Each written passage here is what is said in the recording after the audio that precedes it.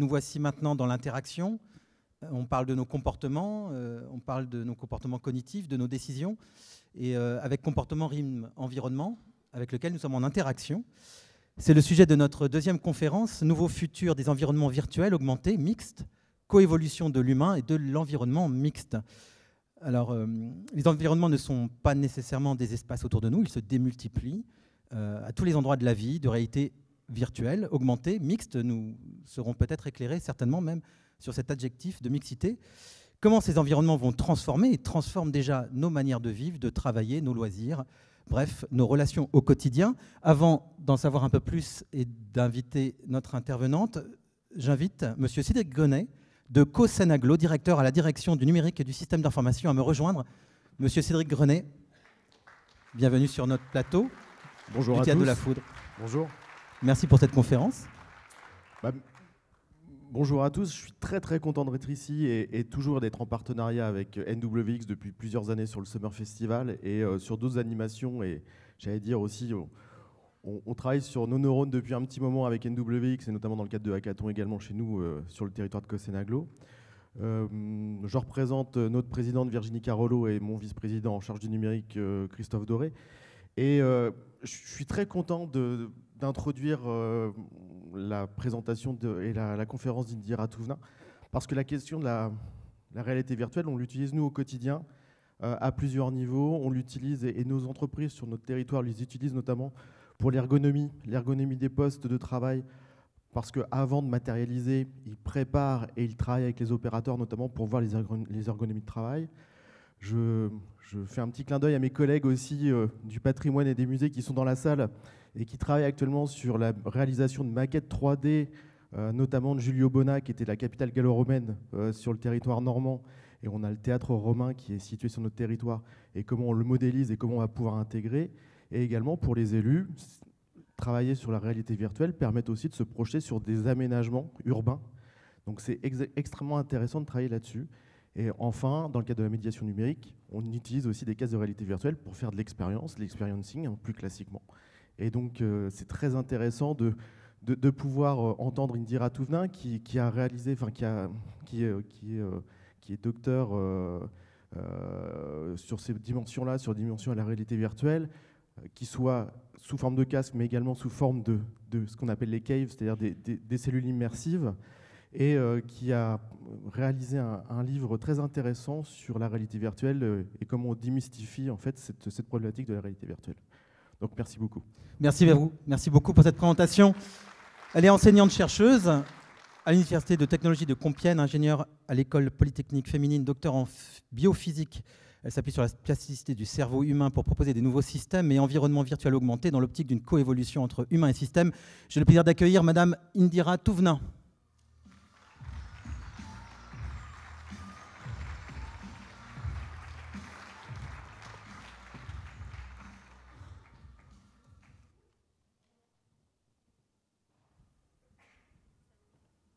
Vous m'entendez bien? Oui.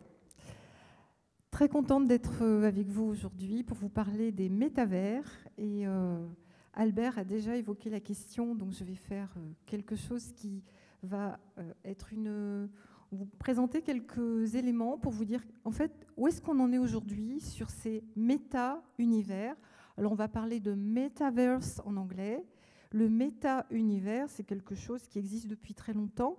Et effectivement, il dépend un petit peu de ce qu'on appelle réalité virtuelle, réalité augmentée et finalement la réalité mixte, c'est-à-dire la suite de ce continuum du réel au virtuel.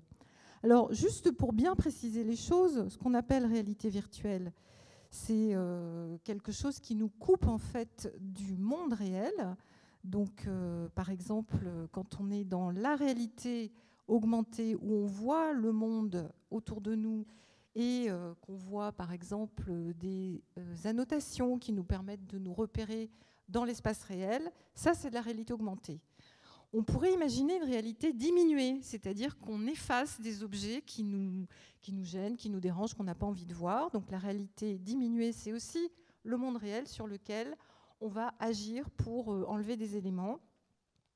Et quand on voit ce type d'environnement, on est souvent équipé de systèmes du type... Marché professionnel. Alors, La peut-être qu'on peut technologie la baisser le plus son. aboutie aujourd'hui est sans doute Donc ce celle type de Microsoft, de avec casque ses que vous avez HoloLens peut-être 2.0, déjà testé, qui le arrive casque tout juste pour de un tarif Microsoft, avoisinant donc les le 3 500 HoloLens, €. vous Si permet on de pouvait reprocher à la première visualiser ces itération annotations, d'afficher des ces objets informations virtuels dans le digitales monde sur un champ réel. de vision bien trop petit, Alors, ça va on vous arrive à quelque permettre chose qui devient beaucoup plus... à la fois comprendre, avoir des informations, vous déplacer, comprendre des nouveaux systèmes, peut-être également pouvoir visiter un site nouveau. Et l'intérêt, c'est qu'on voit le monde, on voit les gens, on voit par exemple la météo telle qu'elle est aujourd'hui. Donc on est vraiment connecté à l'espace réel. Ce qui est intéressant, c'est qu'on peut être plusieurs à voir les mêmes objets, à travailler ensemble ou à visualiser, se déplacer, manipuler, et que c'est un des moyens de finalement aller beaucoup plus vite dans la compréhension de phénomènes complexes. En médecine, on pourrait imaginer aussi des patients virtuels, ça existe déjà bien sûr, des opérations dans lesquelles on va pouvoir projeter des éléments et on va en particulier projeter de plus en plus toutes les informations, par exemple au niveau sanguin, au niveau nerveux, etc. Lorsqu'un chirurgien doit faire une opération, il est déjà aujourd'hui susceptible d'être équipé de systèmes de réalité augmentée. Donc ça, c'est ouvert et c'est quelque chose qui peut permettre encore une fois, de rester en contact avec la réalité. Alors si on va vers la réalité virtuelle, là par contre, on est dans un monde qui est fermé. On visualise par exemple un système qui permet de fabriquer, donc là c'est ce qu'on voit, fabriquer une culasse d'aluminium, c'est ce qu'on avait fait pour un constructeur de culasses. Et donc l'idée ici, ce que je vous montre, c'est le nettoyage d'un moule pour fabriquer une culasse. Donc il faut le nettoyer avec un geste très précis. Et pour apprendre à un formateur un geste expert, en fait, ce n'est pas du tout la même chose qu'un robot. Un robot, il a une trace, on lui donne un objectif, il va réaliser une certaine trajectoire du geste. Mais nous avons tous des corps différents, des bras différents et une gestuelle différente. Donc apprendre un geste, c'est compliqué. On ne peut pas demander de suivre une trace, on ne peut pas contraindre quelqu'un, il faut qu'il mémorise. Et pour mémoriser, eh bien, on va lui donner ce qu'on appelle des feedbacks, donc des retours sensoriels. Ces retours, ça peut être des retours visuels, sonores, pourquoi pas haptiques. Donc haptique, c'est du retour d'effort, c'est du retour qui vous donne la dureté, la sensation de toucher un objet qui n'existe pas. Alors ces environnements, on va les voir avec des casques de réalité virtuelle qui ne sont pas du tout les mêmes que ce que je vous ai montré tout à l'heure. Ce sont les casques que vous connaissez sans doute. Alors le Cardboard, bien sûr, de Google, qui est un des casques les moins chers, bien sûr. Mais aujourd'hui, on a le Vive, on a le Varjo, on a toutes sortes de casques. Tous les constructeurs s'y sont mis. Et il y a eu vraiment une révolution en 2014 lorsque ex-Facebook a racheté Oculus. Donc ils ont acheté finalement le premier niveau de casque et tous les constructeurs s'y sont mis. Et là, ça a été vraiment un grand choc au niveau de la réalité virtuelle. Donc on est exclu du monde réel. On peut se voir à travers des représentations d'autres personnes dans le monde virtuel.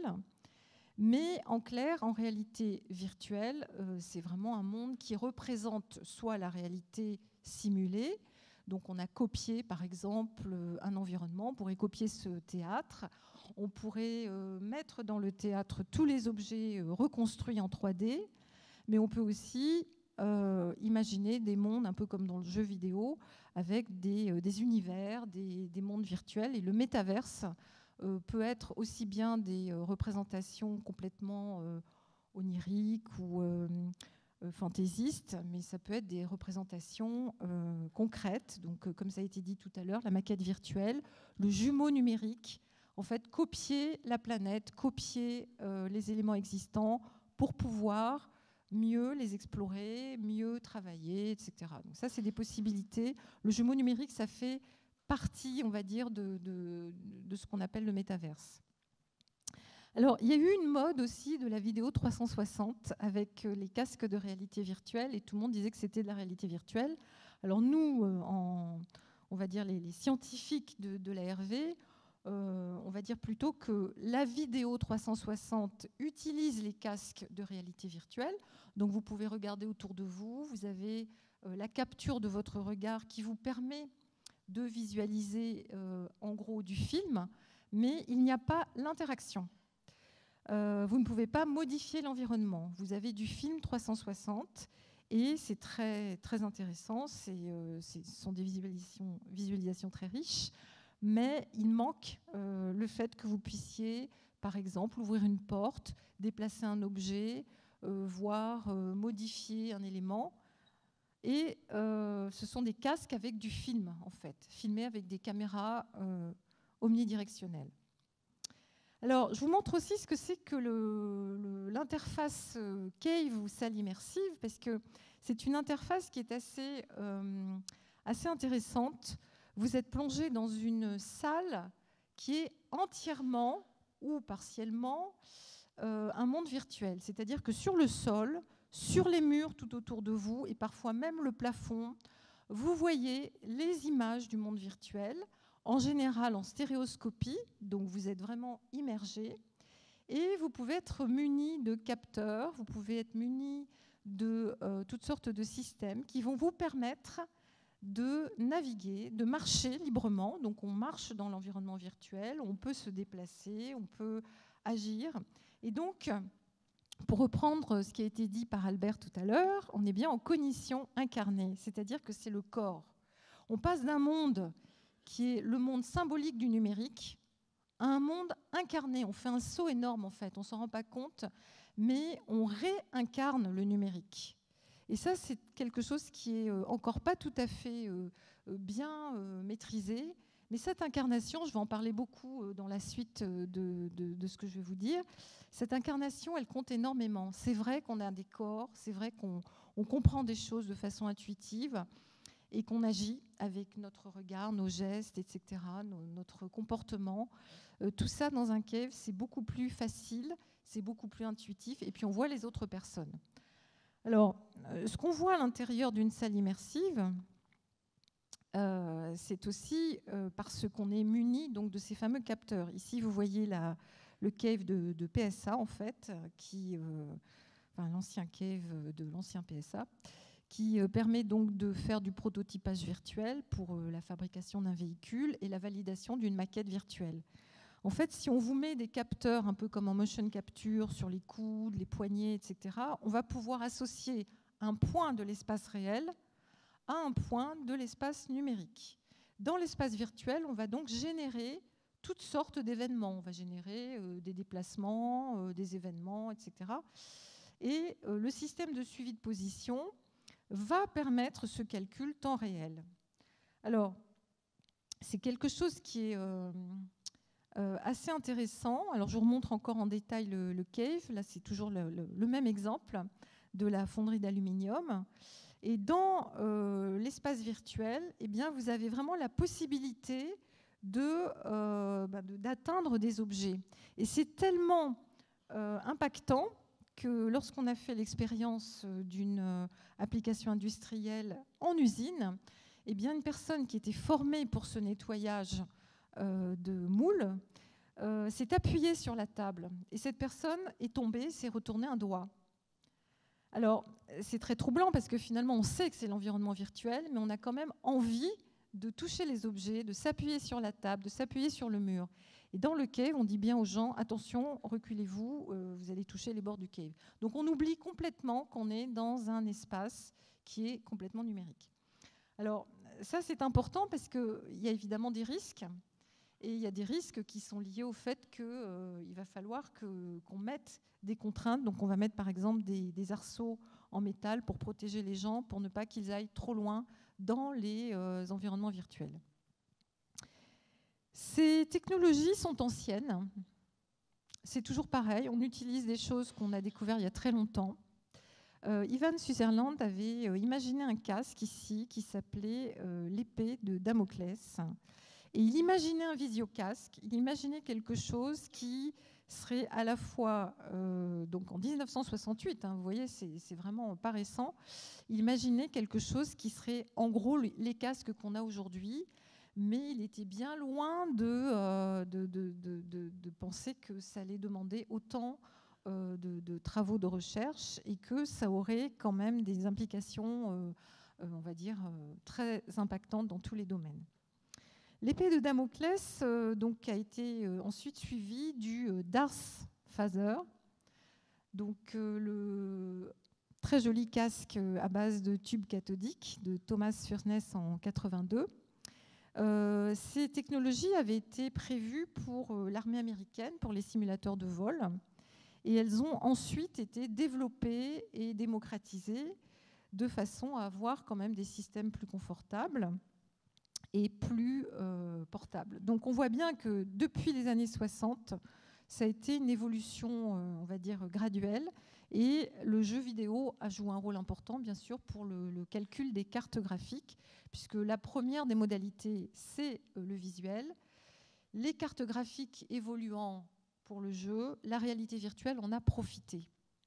Bien sûr, les capteurs, les caméras. Donc au départ, on avait beaucoup de capteurs magnétiques, on avait des fils. Moi, j'ai un labo dans lequel on a des systèmes. Alors, c'est un vrai musée, finalement, parce qu'en 2-3 ans, tous les systèmes deviennent obsolètes, toutes les plateformes ne peuvent plus communiquer. Donc on a des gants, on a des casques, on a toutes sortes de choses, des grosses antennes aussi. Et puis finalement, aujourd'hui, avec les caméras optiques, on a des systèmes extrêmement performants. Et on va parler donc de systèmes qui sont de la réalité mixte. Alors on part de la réalité dite réelle, c'est-à-dire avec des interfaces que l'on peut toucher, donc interfaces tangibles. Ces interfaces tangibles nous permettent d'atteindre des objets numériques. Ensuite, on va avoir la réalité augmentée. Donc là, on est dans le monde réel et puis on voit apparaître des objets, une table virtuelle, un canard virtuel, et on est encore connecté au monde réel. Après, on passe dans ce qu'on appelle la réalité virtuelle, d'une part périphérique, donc le cave que vous avez vu, le casque, et on pourrait imaginer, comme Albert l'a mentionné tout à l'heure, qu'on atteint directement le cerveau. Donc là, on est directement sur des stimulations.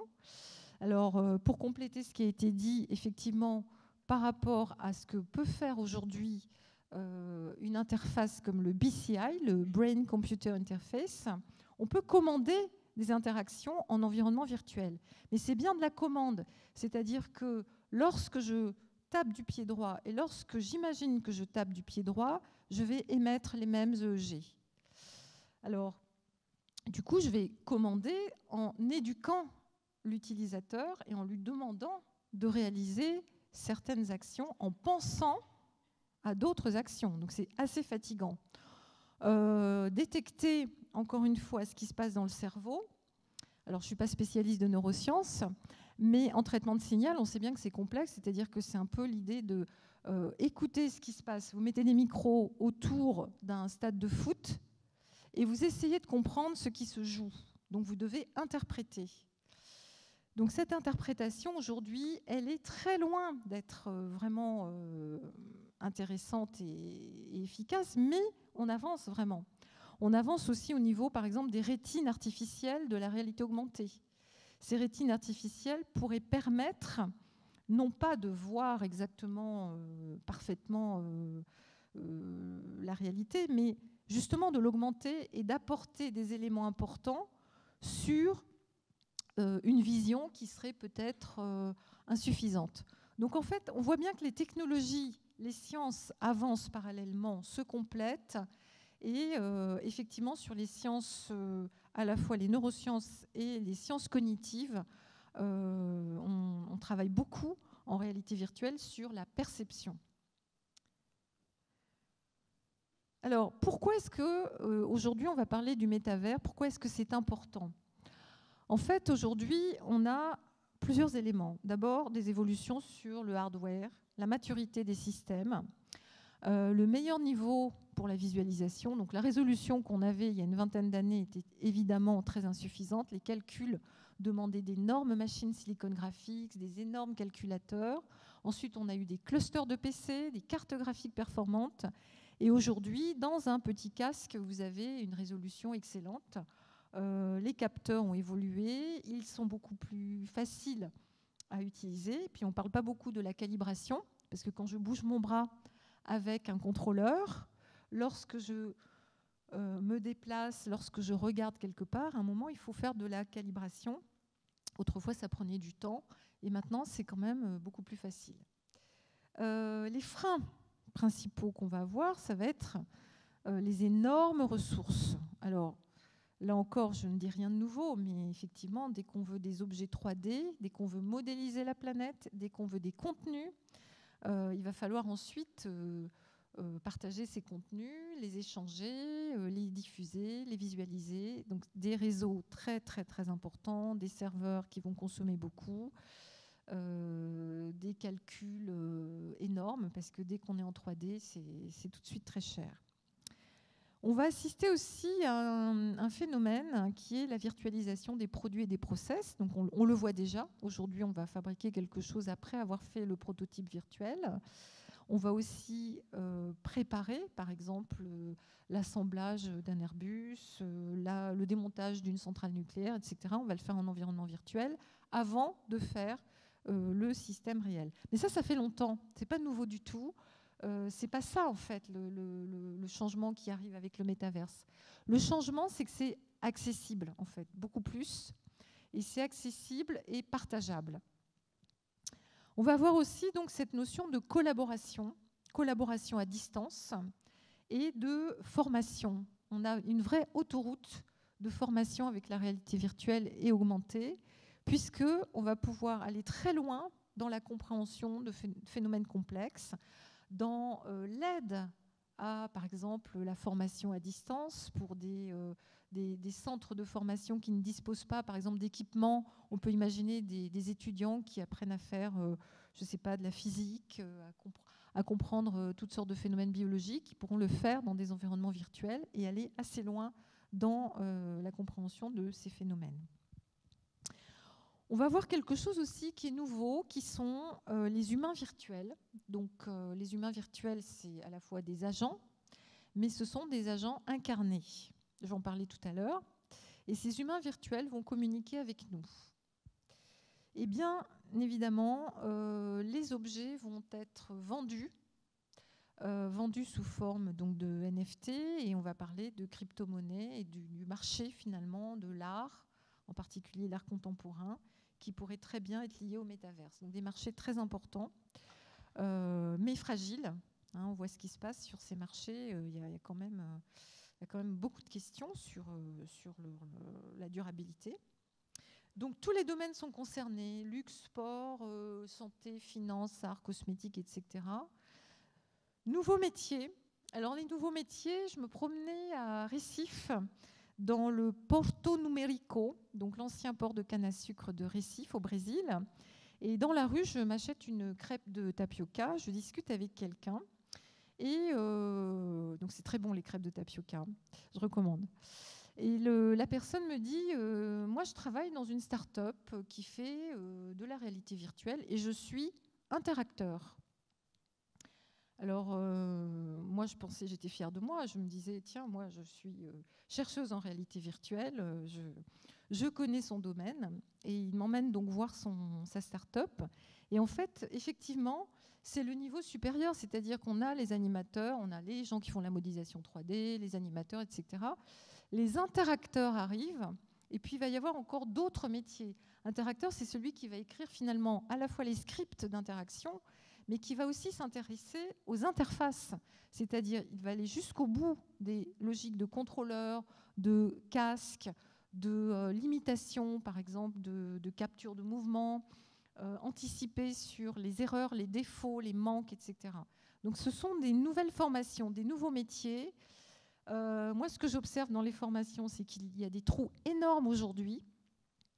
Les gens sont obligés de se débrouiller plus ou moins entre eux, ils apprennent, ils vont sur des moteurs de jeu, ils développent des contenus, ils essayent de faire du jeu vidéo d'un côté, des applications de VR de l'autre, mais l'interfaçage, c'est compliqué. Il manque des lieux de formation pour l'interfaçage. Donc tout ça, ça va changer les choses, puisque si c'est utilisé, et encore une fois, on ne sait pas ce que va être ce métavers en français, et non pas métaverse. Le métavers, c'est un concept aujourd'hui. Les grandes plateformes seront probablement celles des GAFAMI, mais les contenus, on ne sait pas. S'ils ne sont pas partageables, interopérables et diffusables, voilà, on va voir ce qui se passe au niveau des guerres commerciales. Mais au niveau scientifique, en tout cas, il y a beaucoup de choses qui peuvent être utilisées, qui existent depuis longtemps et qui peuvent être déployées. C'est surtout ça qui se passe, qui peuvent être déployées massivement.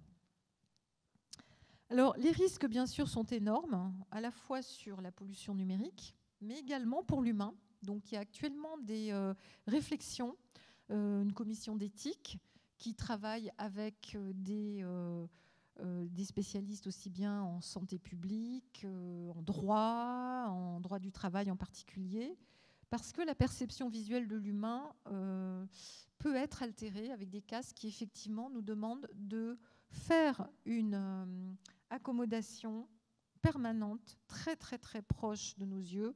Et donc avant 11 ans, il est déconseillé à un enfant d'utiliser un casque de réalité virtuelle, mais il n'y a pas encore de réglementation.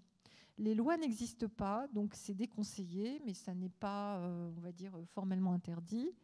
Il faut savoir aussi qu'au bout d'une demi-heure, 1 heure d'utilisation du casque, mais il faudrait s'arrêter, se reposer. Il y a déjà des protocoles qui existent pour la formation avec la réalité virtuelle. Ils ne sont pas très, très connus. Il y a un livre blanc qui a été fait. Voilà. Il y a énormément de gens qui travaillent sur ces questions, mais cette perception peut être altérée et peut gravement affecter l'humain. Un autre risque aussi, c'est la cybersécurité, puisqu'on va avoir la capture de données massive sur tout ce que vous faites, votre comportement, la façon dont vous appréciez certains environnements, est-ce que vous préférez certains univers par rapport à d'autres. Donc cette question de données et éventuellement d'utilisation, on va dire, frauduleuse de ces données issues des interactions, elle n'est pas claire du tout aujourd'hui. On a des grands acteurs en Europe, on a des grands acteurs en France, mais on sait très bien aujourd'hui que les grandes plateformes des GAFAMI sont quand même très performantes. Alors, cette évolution des plateformes, elle est rapide. Quand on regarde les grandes plateformes qui se sont développées, on voit bien que pour la réalité mixte, ça va être rapide, ça va très très vite. Depuis 2014, les casques, c'est la déferlante, et les casques de réalité augmentée arrivent. Alors, on parle beaucoup des casques, mais il existe dans les laboratoires de recherche d'autres systèmes. Donc, on a vu CAV, on a vu salle immersive. Il y aura aussi des systèmes de projection avec des robots SLAM qui vous suivent et qui projettent sur n'importe quelle surface. On peut imaginer qu'on n'ait pas besoin d'être dans des casques. D'ailleurs, il vaudrait mieux qu'on ne soit pas avec nos casques parce que c'est très, très fatigant à la longue.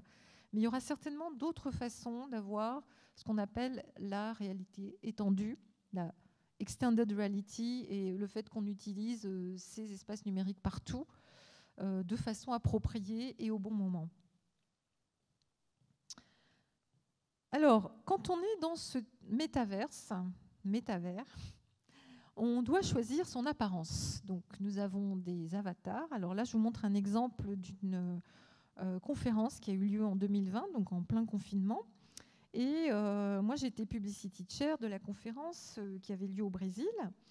Je devais discuter avec mes collègues, donc il fallait que je me lève, que j'applaudisse, que je m'asseye, que je me déplace. Donc j'ai été d'abord au vestiaire, me chercher une tenue. J'ai ensuite croisé des collègues qui étaient soit des cow-boys, soit des personnes avec d'étranges vêtements et tenues. Il fallait que je les reconnaisse. Et on avait tous un petit... ce que vous voyez là, hein, c'est une petite annotation pour quand même se présenter, un peu comme les badges que vous avez aujourd'hui. Et alors, quand on voulait avoir des interactions, il fallait qu'on utilise cette interface, donc on apprenne en fait à se saisir du système. La ville virtuelle qui a été développée, Virbela, permettait d'aller dans les amphis, dans des lieux publics, dans des lieux privés, d'aller discuter en privé avec quelqu'un, dans une zone, par exemple, à l'écart de tous, pour discuter avec 2-3 personnes. Et ce qui est intéressant, c'est qu'on avait la vraie voix. Donc là, on avait vraiment le sentiment d'être ensemble.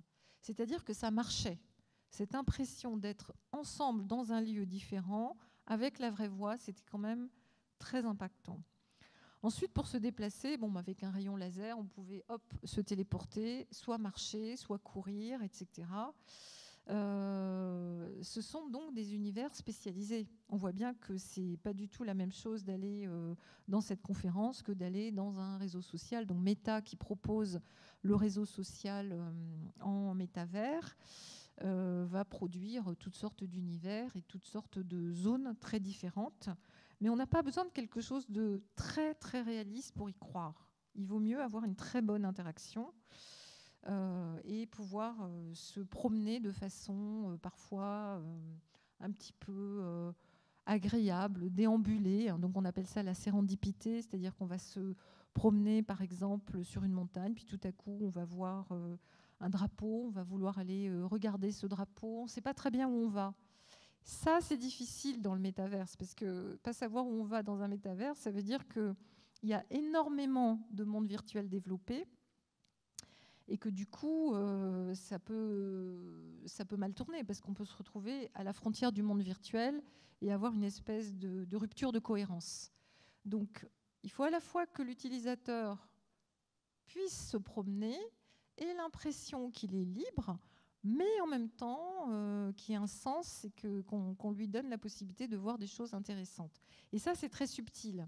Ça ne peut être fait qu'en ayant l'habitude de bien, on va dire, concevoir le monde virtuel, attirer le regard, produire des petites métaphores de visualisation ou d'interaction qui vont donner envie d'aller voir quelque chose. Évidemment, si on vous donne un menu et une carte, comme dans l'exemple de tout à l'heure, vous pouvez aller de façon efficace dans un lieu que vous avez choisi. C'est des façons de naviguer qui sont différentes du monde réel, mais en fait, on fonctionne comme ça un petit peu aussi dans le monde réel quand on a une carte, quand on se déplace, quand on cherche des indications ou quand on flâne. Alors, une grande richesse visuelle, c'est nécessaire, ça coûte cher. Encore une fois, les ressources sont importantes pour la réalité virtuelle. Il y a autre chose aussi qui arrive, c'est cette perception simultanée, cette dissonance perceptive. Je suis moi dans mon corps et en même temps, je suis mon avatar dans le monde virtuel. Je me vois dans la salle immersive et en même temps, je sais que j'ai des objets, une salle virtuelle avec peut-être des ateliers, des objets, un fauteuil virtuel, une table virtuelle. Donc c'est quelque chose que le cerveau doit peu à peu comprendre et accepter.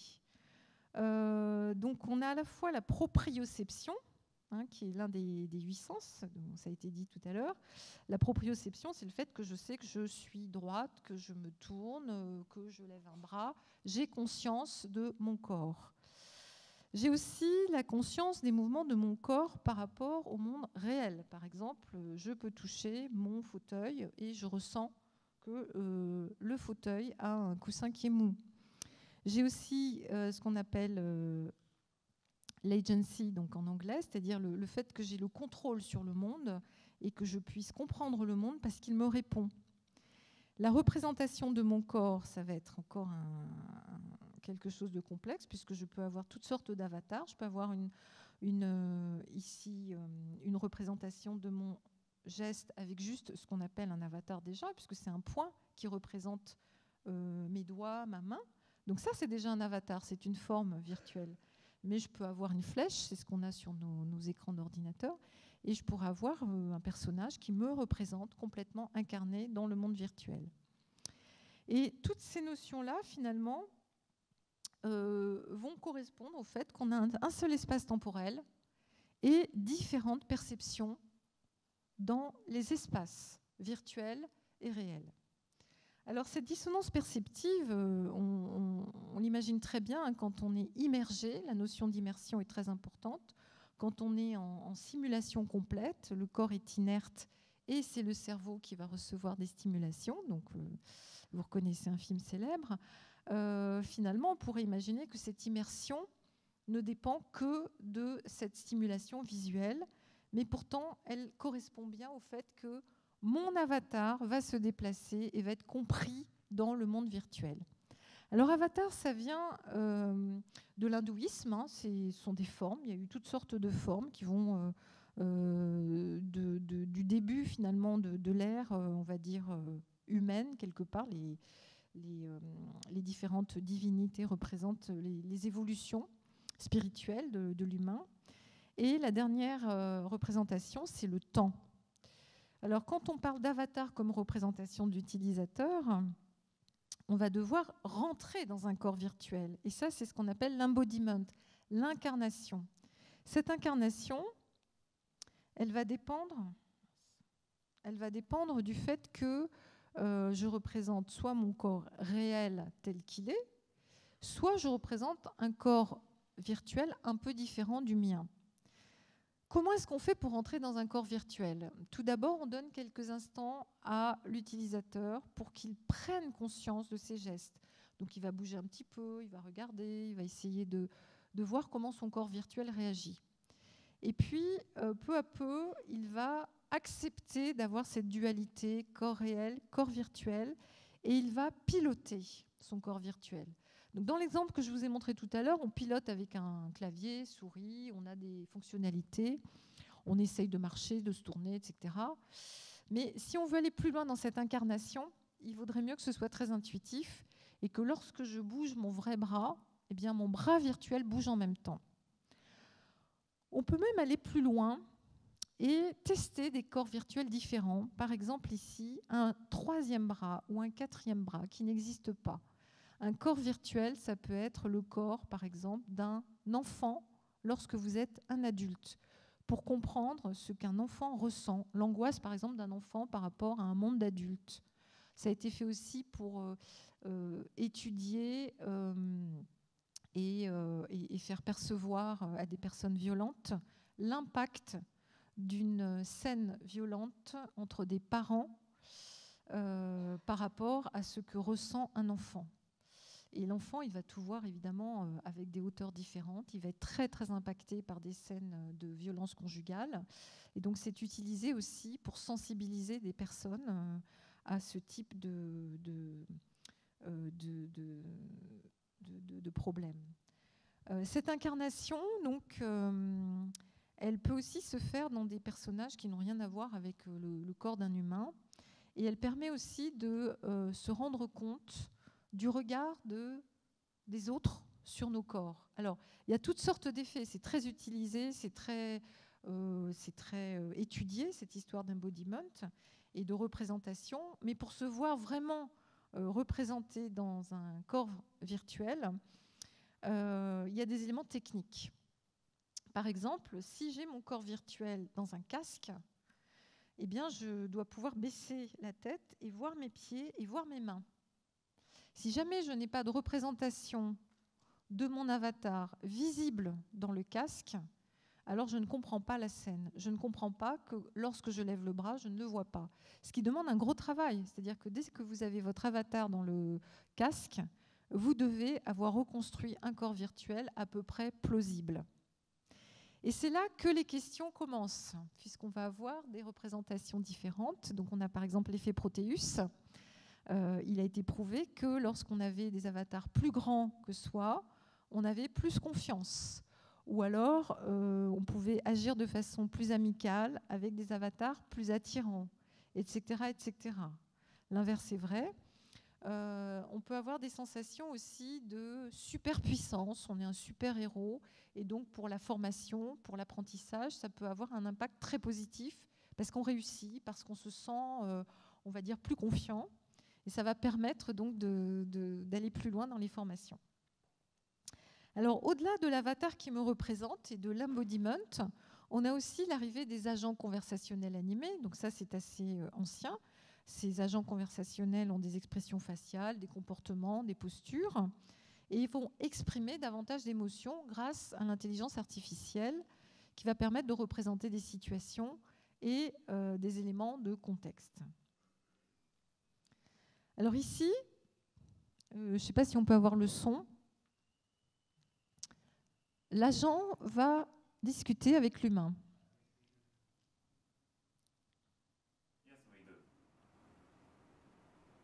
Donc les humains posent des questions.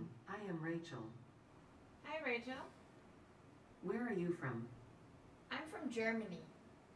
You came from far away. That's true. Have you been to Germany? No, I have not, but I will be going there in May. If you have any questions about me, please ask. How old are you? That is a secret. Where are you from? I'm from Shibuya, Japan. What do you do, Rachel?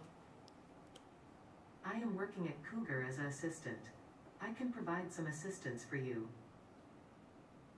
What's your hobby? I have started to learn dancing recently. Oh, can you dance for me? Okay, I will try.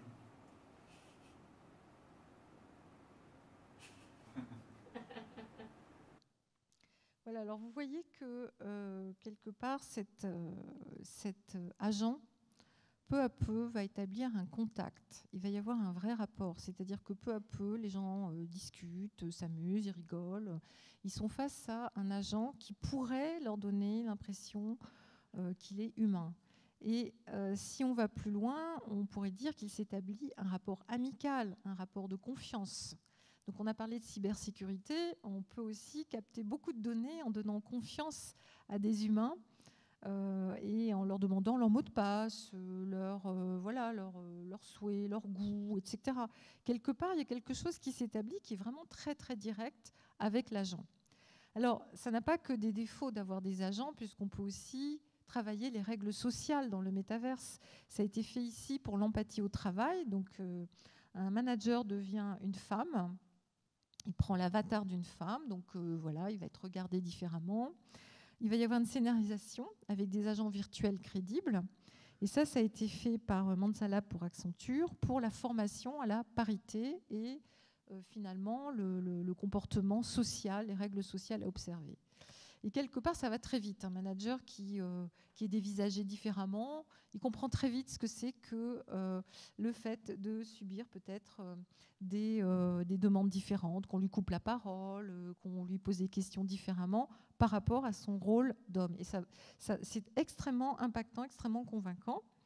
Ça a été utilisé aussi pour d'autres applications qui permettent de recruter, donc former des managers à recruter ou à faire des entretiens individuels avec des comportements d'agents différents, des agents qui sont plus fermés, qui sont plus agressifs, etc., de façon à préparer les recrutements ou les évaluations, les entretiens d'évaluation et à former les gens de façon plus efficace.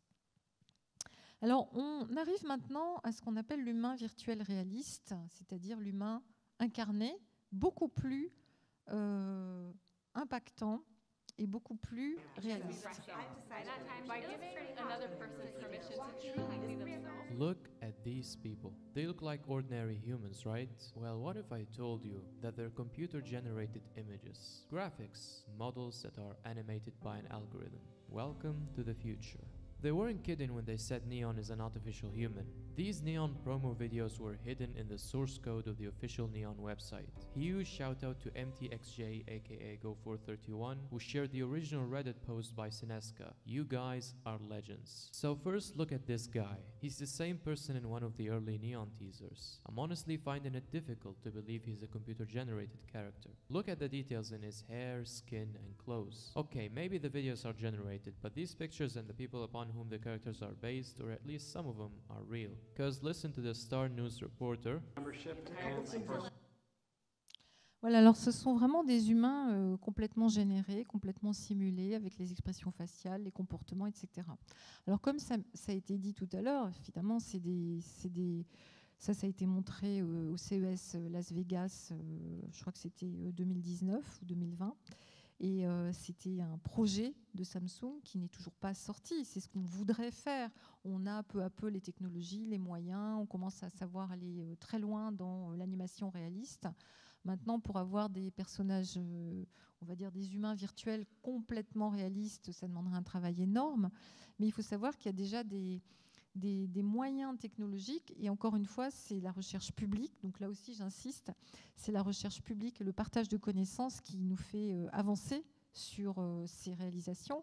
Et bien évidemment, ensuite, ça va être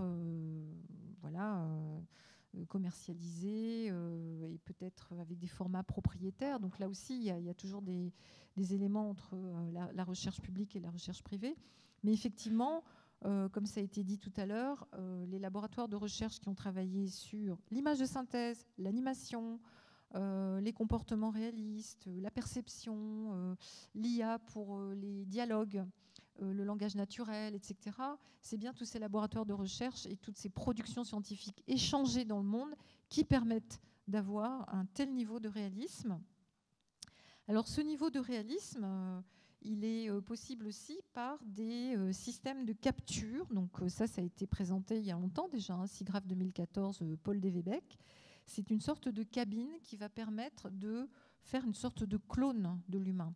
Donc on va vraiment capturer à la fois tout ce qui concerne son corps, son expression, ses mouvements, sa façon de bouger, parce qu'on va avoir des capacités de capture et de calcul très importantes. Mais on peut tomber dans ce qu'on appelle la vallée de l'étrange, très connue en robotique, Maury 70. Donc cette vallée de l'étrange, qu'est-ce qu'elle dit?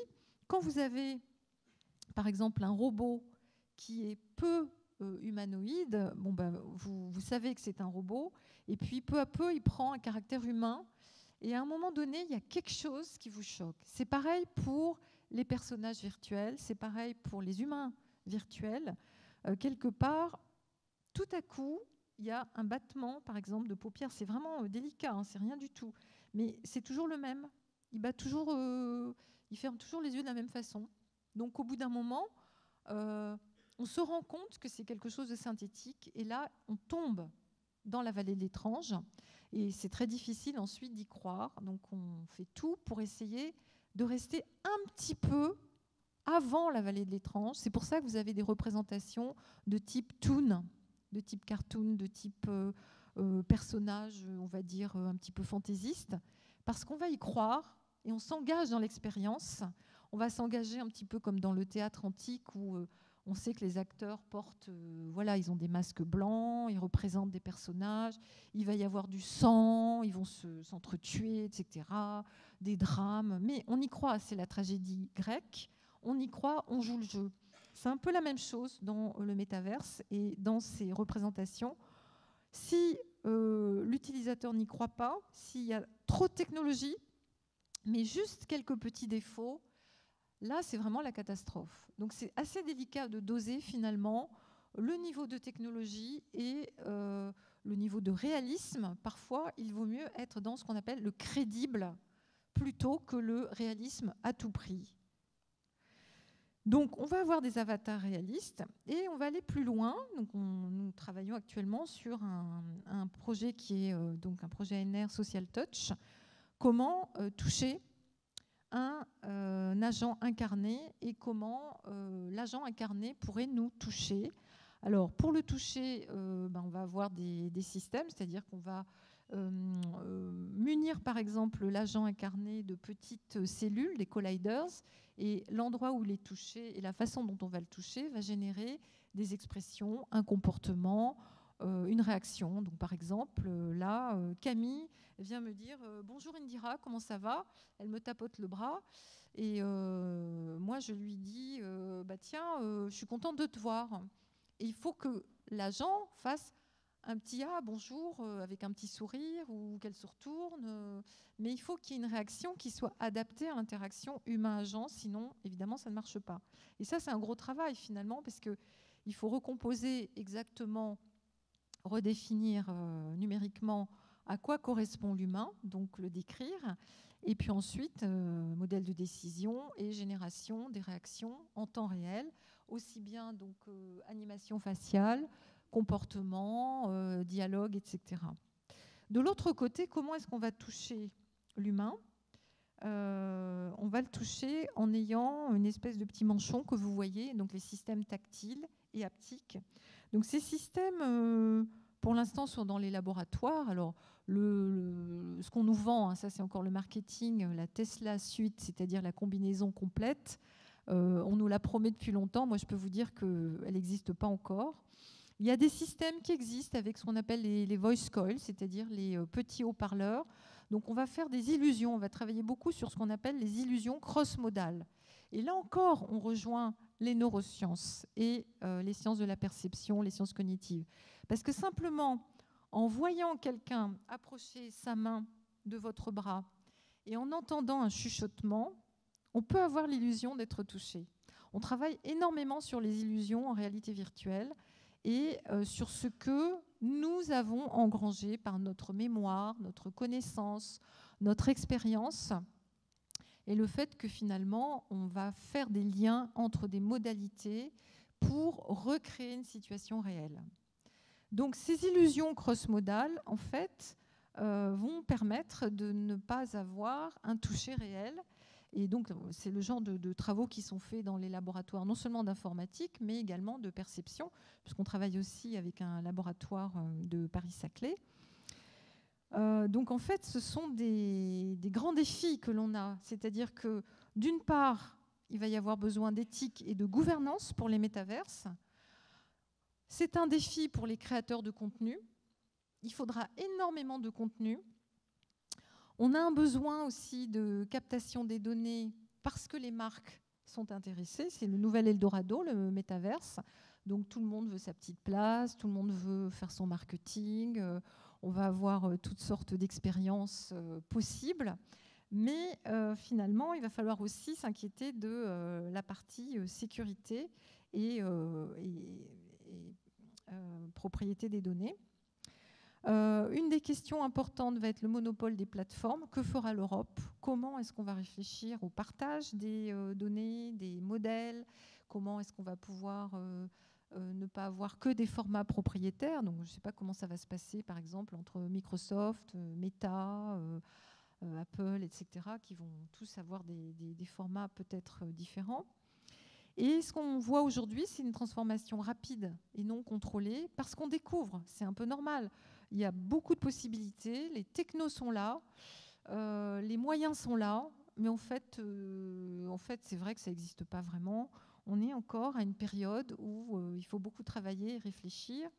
Et donc, il y a des choses intéressantes au niveau artistique. Souvent, les artistes sont très en avance sur les expériences. Donc là, vous avez peut-être entendu parler du Bal de Paris par la chorégraphe Biancali, où les gens dansent avec des casques de réalité virtuelle. Les danseurs virtuels vont aller, on va dire, sur scène et ils vont danser aussi avec les visiteurs. Les personnes qui sont entrées dans ce bal vont pouvoir découvrir des univers oniriques. Il y a des festivals maintenant, comme le festival Recto Verso à Laval Virtual, dans lesquels il y a toutes sortes d'installations. Et on voit bien que les questionnements que se posent les artistes sont souvent très pertinents, parce qu'eux, ils vont aller dans l'expérience, ils vont aller, contrairement à ce qu'on fait nous, chercheurs et techniciens, quelque part, on veut pousser les performances, on veut aller plus loin dans les technos, on veut des systèmes extraordinaires. Les artistes, eux, vont chercher quelque chose de beaucoup plus fin, qui est vraiment l'expérience humaine. Et ils vont aussi nous permettre de nous dépasser, de poser de nouveaux challenges. Voilà, j'espère que vous avez été intéressés, que j'ai apporté quelques éléments sur le métaverse. Merci. Merci beaucoup, Indira Touvenin. Alors, nous avons rattrapé un tout petit peu de notre retard. Nous allons consacrer non pas 15 minutes comme prévu, mais plutôt 8 à 10 minutes. Ce n'est pas moi qui décide du timing pour notre échange. Pour que peut-être vous prépariez un peu vos questions, vos interventions. Je réagis tout de suite moi-même, Indira Touvenin, à vous entendre. De même que Albert Moukébert tout à l'heure. Le mot « incarné » revient souvent dans votre présentation. C'est, encore une fois, de manière un petit peu ironique, je l'ai dit tout à l'heure, Black Mirror ou Elon Musk qui j'ai l'impression, recule, est-ce que le corps revient? Est-ce que finalement le corps n'est pas pris comme une sorte de matière qui va être transformée par les nouvelles technologies, mais finalement le corps résiste, il faut étudier ses perceptions, il faut étudier ses fonctionnements complexes. Ça veut dire qu'il y a quoi, une sorte de changement de paradigme par rapport à, dans une possible collaboration entre les sciences humaines, par exemple, les sciences du comportement humain et le développement de ces nouvelles technologies numériques? Alors, il y a certainement des changements de paradigme. Le corps, finalement, est enfin considéré, parce qu'il a souvent été un peu exclu du monde numérique. Donc aujourd'hui, on va pouvoir aller plus loin, par exemple dans l'apprentissage, on va pouvoir comprendre des choses qui sont... on va comprendre de façon plus accessible beaucoup de choses. En même temps, on pourrait dire que le corps est déjà augmenté dès qu'on commence à le travailler. Les gens qui sont athlètes, les sportifs, encore une fois les danseurs, ils ont déjà des corps qui sont différents, qui ont des perceptions différentes, qui vont plus loin, qui vont explorer, etc. On n'a pas du tout les mêmes corps et les mêmes perceptions. Donc quelque part, ce qui est intéressant, c'est cette médiation qui est faite, et peut-être de pouvoir explorer différemment ces perceptions. Maintenant, ça demande aussi d'être très modeste, parce que quand on a entendu la première présentation sur les implants, par exemple, les implants qui ont été utilisés à la fois pour modifier des comportements et peut-être réparer des très très graves traumatismes, peuvent aussi générer des troubles. Donc Roland Jouvent, à la Pitié-Salpêtrière, utilise la réalité virtuelle pour préparer des gens qui ont reçu des implants, donc exactement ce que vous avez vu, hein, le trépanation, etc., les trucs un peu effrayants. Donc ces personnes ont des implants, et pour pouvoir retrouver une vie normale, en fait, elles ont des réactions qui sont inappropriées. Elles se mettent à rire n'importe quand, elles ne savent plus très bien s'orienter, se déplacer. Et donc, on les aide, on les met dans des environnements où il va y avoir justement des agents qui vont leur parler, et puis elles vont comprendre quelles sont leurs réactions. Et peu à peu, par ces feedbacks, elles vont elles-mêmes apprendre à contrôler ces réactions, à les comprendre, ou à se déplacer, ou à sortir, par exemple, de leur chambre d'hôpital sans avoir peur, parce que c'est vraiment effrayant, un corps qui a été comme ça transformé physiquement. Et il y a d'autres exemples aussi où les sportifs vont pouvoir tester des expériences avec une meilleure compréhension de leur propre corps. Et donc on sent que la dimension éthique n'est pas là pour freiner le développement de ces applications, mais au contraire les aide, les fait avancer, les fait s'améliorer. Des réactions peut-être sur ce qu'on se raconte dans la salle? Un micro circule, enfin des micros circulent, je crois. Alors je vois très très mal les bras qui se lèvent, je ne sais pas si... Ah voilà, merci, un petit peu plus de lumière, merci, comme ça on vous voit. Merci. Merci beaucoup pour cette conférence. Vous disiez au tout début que la réalité virtuelle vient complètement, en tout cas, occulter la réalité de notre monde. On parle du numérique d'aujourd'hui, du numérique de demain. On a des questions écologiques qui sont au cœur de tous les sujets. Quel est l'avantage, coût pour l'humanité de la réalité virtuelle pour demain? Ça, c'est une question très dure. Vous avez 5 minutes, il me dira. Bon, je vais être très modeste. On pourrait dire que cette réalité virtuelle, il va falloir la travailler du point de vue des optimisations, parce que là, c'est un peu la gabegie au niveau des systèmes. Je vous ai dit, on a des musées dans les labos de tous les systèmes, on ne réutilise pas, on ne recycle pas, on utilise des serveurs à tour de bras, on calcule les images, etc. Donc il y aura certainement, d'une part, un travail à faire, facteur d'échelle, diffusion, exploitation et même partage de beaucoup de données. À quoi est-ce qu'elle va servir pour l'humanité? Un petit peu toujours les mêmes domaines, hein, c'est la médecine, la formation. Et pour moi, la réalité virtuelle, personnellement, c'est une science de la conscience. C'est-à-dire qu'on prend conscience très, très, très vite. On n'a pas besoin d'avoir 15 000 discours. Quand on est dans le corps d'un enfant, hein, l'exemple que j'ai pris tout à l'heure, qui voit des violences conjugales, on perçoit des choses très, très fortes. on a des émotions. Donc les émotions, c'est par exemple le crash quand on est en simulateur de vol et qu'on a fait une légère erreur et qu'on va vraiment, c'est interdit en fait d'aller au bout de l'accident parce que c'est traumatisant. Donc le risque, les problèmes, on va dire, de comportement, les problèmes d'exagération sur ce que fait l'humain, en fait, justement, ça peut être très intéressant. Sur la vie artificielle aussi, on n'en a pas parlé, mais la planète, en fait, on peut la faire évoluer en vie artificielle et on peut voir l'impact de nos actions assez rapidement. On peut, donc, pour le GIEC, par exemple, c'est du serious game, ça peut être de la simulation, ça peut être de la visualisation, mais quand on le voit et quand on le vit en environnement virtuel, c'est quand même très très impactant. On est beaucoup plus, on va dire, sensible à ce type d'expérience que, encore une fois, des affiches, des discours, des cours, etc. Donc je dirais que c'est un outil de prise de conscience, évidemment à ne pas utiliser n'importe comment.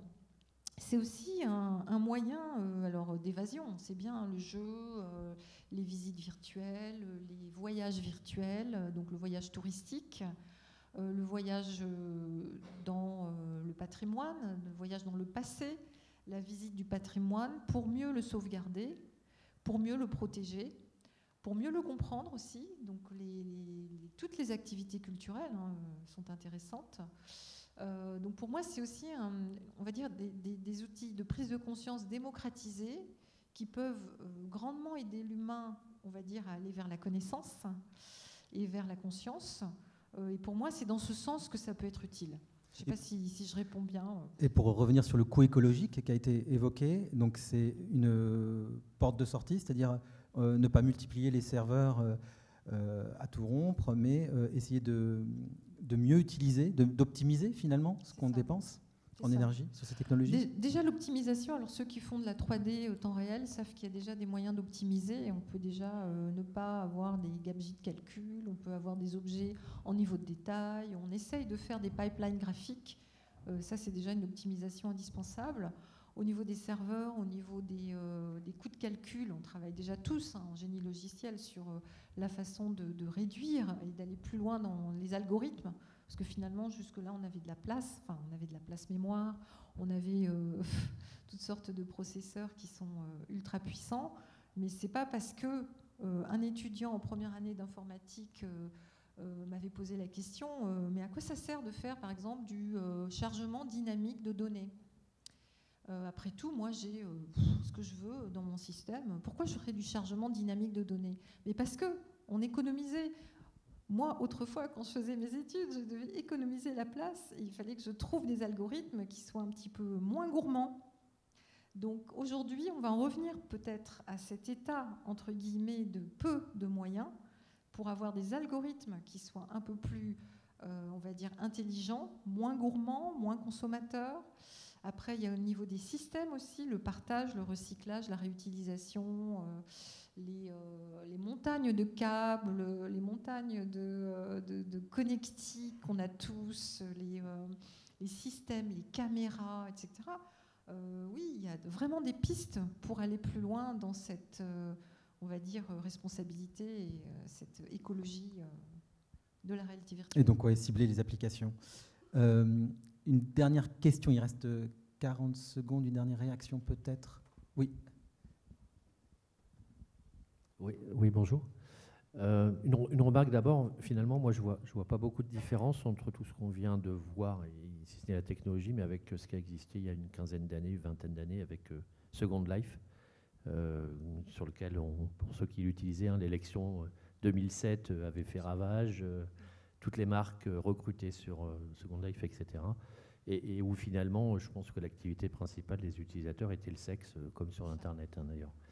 La question, c'est quid de l'armée en fait dans tout ça, c'est-à-dire on parle de la recherche publique, on parle des GAFAM. Est-ce qu'aujourd'hui les sociétés de défense sont porteuses de ce type de sujet? Est-ce qu'elles sont en avance ou en retard en fait par rapport aux GAFAM et à la recherche publique? Elles sont en avance. Vous avez tout à fait raison pour Second Life. On est à peu près à Second Life, mais avec des technos beaucoup plus performante, avec du réalisme, avec des moyens qui sont accessibles, encore une fois, beaucoup plus, on va dire pas facilement, parce que c'est vrai qu'un casque de réalité virtuelle, le Quest 2, il est accessible, mais il n'est pas donné non plus. Puis alors le Varjo, il est très très cher, hein, c'est déjà des milliers d'euros. Donc accessible, mais surtout, on va dire, beaucoup plus performant, beaucoup plus agréable, beaucoup plus fluide comme expérience, beaucoup plus impactant. Alors l'armée, bien sûr, a été très tôt dans la réalité virtuelle. Les gros laboratoires qui sont d'ailleurs les laboratoires de défense et les laboratoires soutenus par l'armée américaine développent déjà des métaverses et ont déjà des avancées importantes. Le ICT à Los Angeles, je crois, c'est vraiment un des meilleurs labos qui fait des humains virtuels, et c'est pour l'armée américaine. Un peu partout, les applications de réalité augmentée, de réalité virtuelle pour la simulation, par exemple pour mettre des soldats en condition, ou pour de la réalité augmentée pour la défense, de même que pour les drones ou pour le véhicule intelligent. Oui, l'armée s'est très tôt emparée de ces outils.